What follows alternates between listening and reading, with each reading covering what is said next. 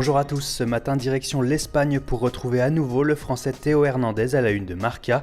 24 heures après avoir annoncé que le Real Madrid allait payer sa clause libératoire, le journal relaie les déclarations de Zinedine Zidane qui a dit beaucoup de bien du jeune latéral en conférence de presse.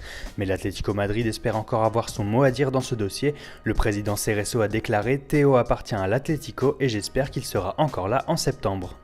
En Catalogne, Sport annonce une bonne nouvelle pour le FC Barcelone qui va prolonger son directeur sportif Robert Fernandez pour un an jusqu'en juin 2018.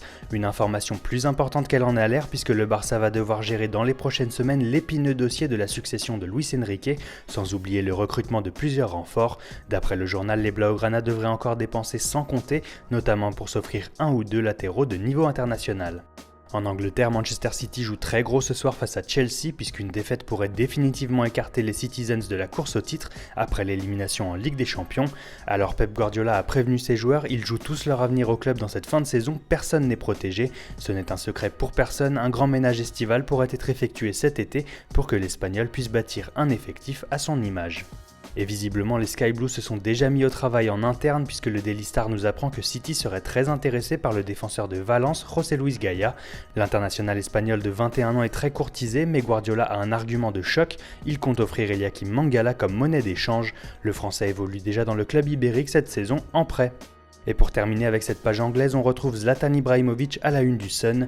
Le Suédois a encore enfilé le costume de héros en égalisant pour Manchester United à la dernière minute face à Everton. L'occasion pour lui de s'offrir une sortie médiatique dont il a le secret. Ibra s'est donc comparé à un lion affamé et a regretté que ses coéquipiers n'aient pas autant la rage de vaincre que lui. Le Sun résume sa pensée en une phrase « Je suis un lion dans une équipe de petits chats ». Allez, on referme cette revue de presse par un petit passage en France où l'équipe évoque le duel à distance entre Paris et Monaco en cette fin de saison. L'ASM a oublié sa défaite en finale de Coupe de la Ligue en se qualifiant hier pour les demi-finales de Coupe de France. Paris tentera de faire de même ce soir pour tenter de mener à bien son opération triplée Coupe de la Ligue, Coupe de France et Ligue 1. Voilà, c'est tout pour aujourd'hui. Très bonne journée à tous sur Foot Mercato et rendez-vous demain pour un nouveau tour d'horizon de la presse sportive.